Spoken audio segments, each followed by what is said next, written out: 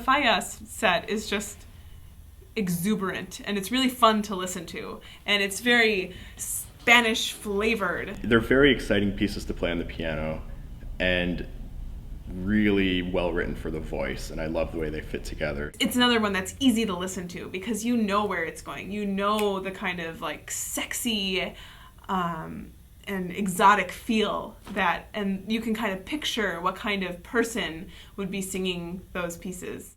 If I had to pick a favorite, I'd probably say that set was my favorite.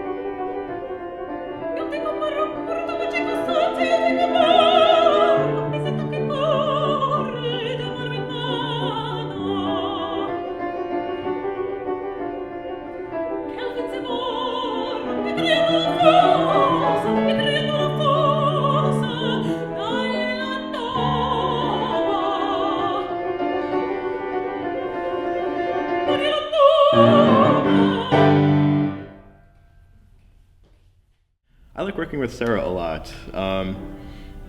She's obviously very, very talented and knowledgeable and thoughtful about what she does. And she's the type of singer who, will be very well prepared with everything and have really specific ideas about what she wants sort of in the ensemble, like collaboratively, which is nice for a collaborative pianist like myself to just really be able to talk with the other person to find out like what mood do we want, what specific sounds do we want, what's the approach to this piece, so we can figure that out together. Yes, exactly like that. Yes. And actually, I could probably be a little faster. I started us off too slow. So the 4/8. Sometimes we work with musicians who aren't quite as thoughtful as Saira. So it's gratifying to work sort of on the same level with somebody. And then, besides the talent and the thoughtfulness, what I like probably most about Saira is her personality. She's not a diva. She's very easy to talk to and have a conversation with, and she's very humble. So I really like that about her.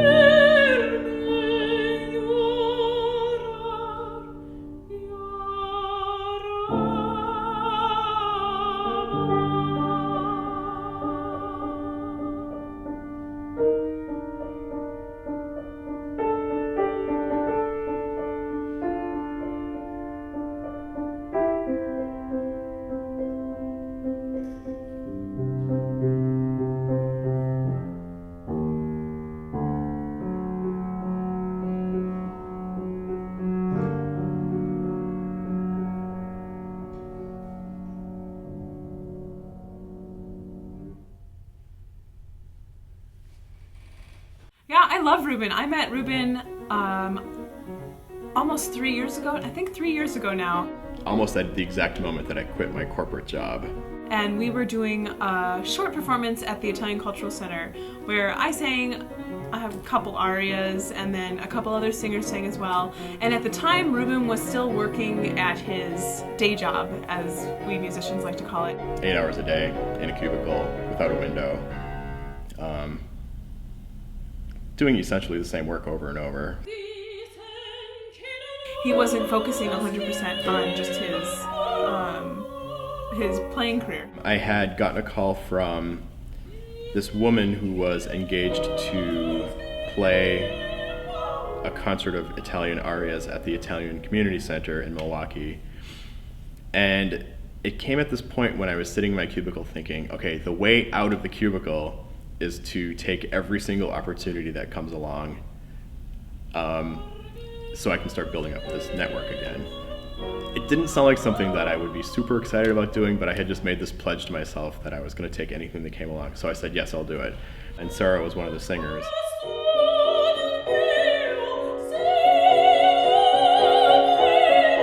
That kind of turned my way of thinking about that specific gig around, where I was like, oh, if doing this means I get to work with musicians like this, then I think I'm definitely kind of on the right path, you know. But then shortly thereafter, he ended up quitting his day job and going full-time music, which is a very exciting thing for the Milwaukee singer crowd. Whenever I think of Saira, I always think of her as somebody who was there at this kind of turning point in my life in some way to go to music. So I always think of her fondly for that reason too, you know, in addition to liking her as a person and as a musician.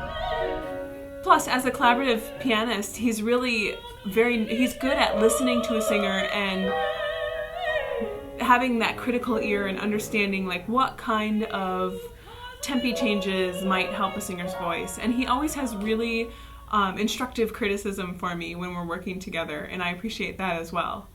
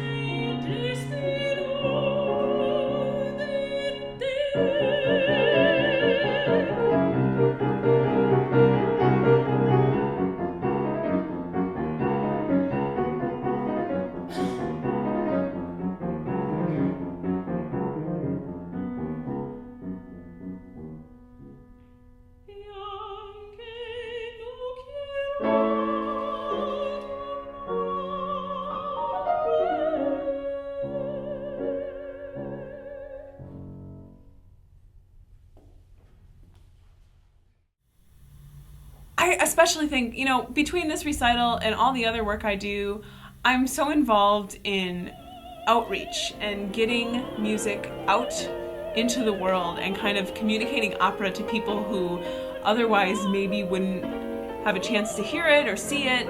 And especially in this recital situation where it's a lot of family members, it's a lot of people from my churches. I work at some Christian Science churches where I sing, so it's a lot of people from there. It's a lot of just community members, from my childhood church, and people in the area who I know, who are my friends, who don't have the opportunity to travel to Chicago to hear me sing, or to travel to Madison, or to go to some of my bigger events.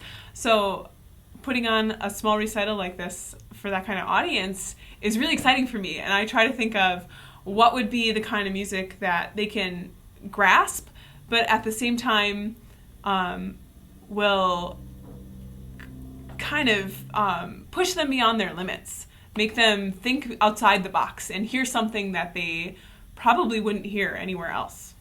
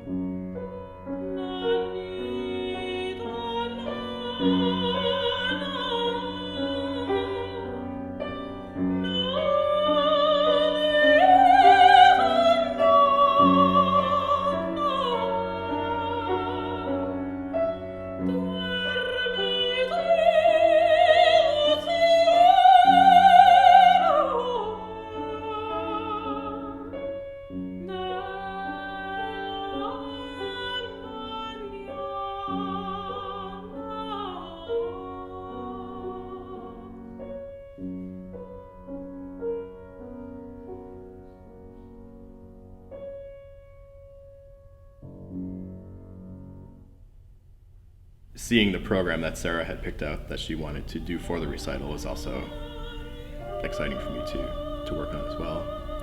So I didn't have to think very much about it. I had a pretty busy schedule going on, but I thought this is something I really wanted to make time for. So there's just so many things that go into programming, and I think this is a good balance, those three sets. The Dvorak is so romantic and full, and then the Barber comes back, and it's very florid and complex in its accompaniment especially, but it has these same big builds and these big gorgeous lines, and I think that makes it kind of a good offset to the Dvorak, which is maybe a little simpler in style, though still big and dramatic.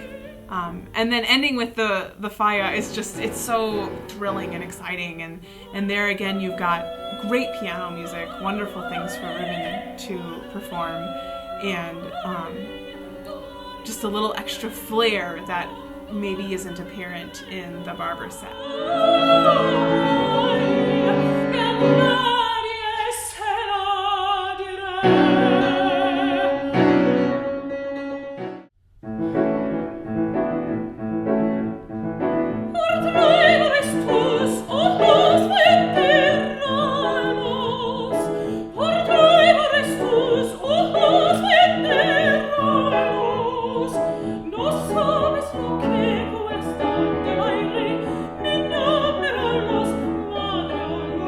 Questa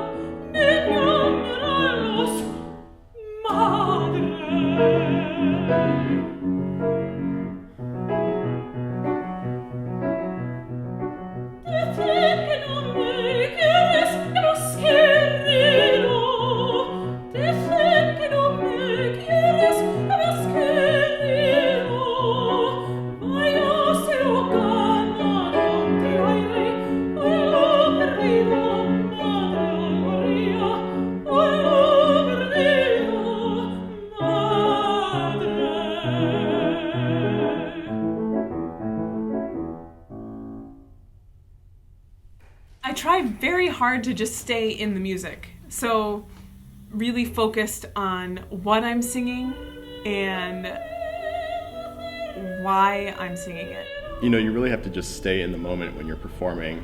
It kind of is the culmination of all of the rehearsing and the practicing that you've done. And when you do that, it's just what you're really training yourself to do in addition to kind of playing the notes. It's just to be like as focused as possible. I always try to make sure that I'm in a state of mind where I can just let my mistakes go by and just focus in the moment and stay in the performance so that I never end up beating myself up during a performance, because that becomes so apparent to the audience as well. They can tell, even if it's just a little loss of spark. You know, they can tell when you're not fully focused on the performance.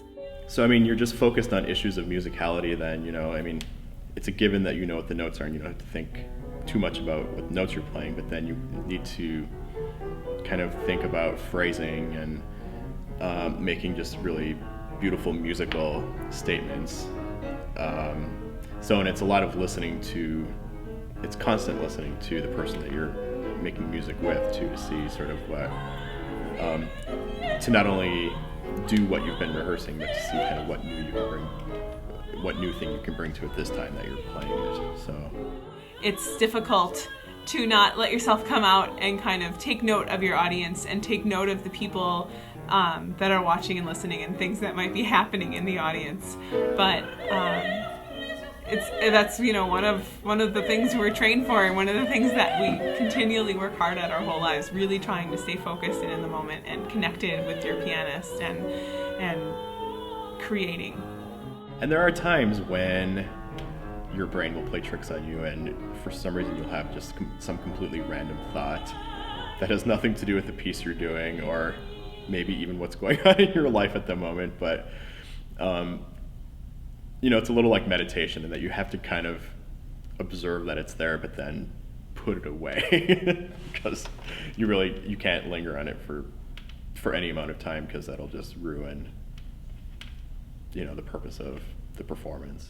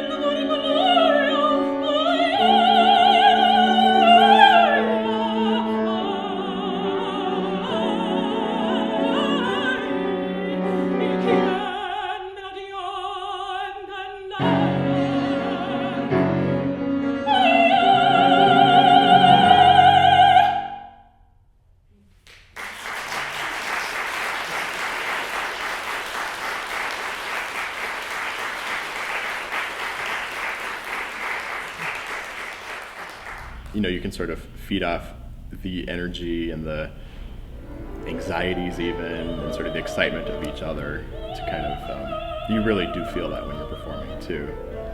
Any shift in energy, I think I felt it from Saira, and from some of the things that she did, I know she was feeling it from me too. So it's kind of nice to be kind of that in tune with what each other is doing.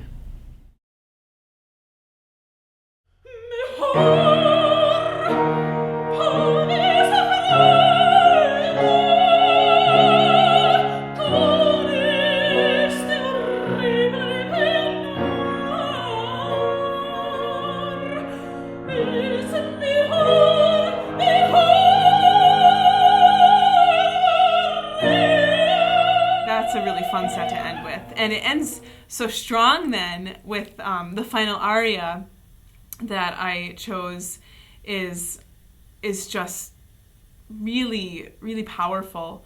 And the singer in that aria, you know, she kind of throws her life for love. She ends up killing herself at the end of the opera, which happens shortly after the aria. So it's a huge dramatic high, but it also made for a big ending, and especially pianistically, Ruben has these gorgeous expansive chords, and he's all over the piano, and it's just a huge climax.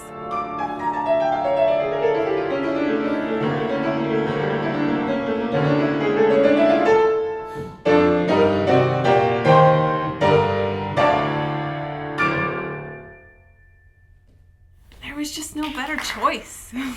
So we threw our audience to the wolves a little bit emotionally, but I think it's so worth it, and it's wonderful to put music in front of people that shows more than just a pretty voice, that shows how much music can communicate and how many stories music can tell, you know, just with two people, just with a piano and a voice, what can be brought to the table.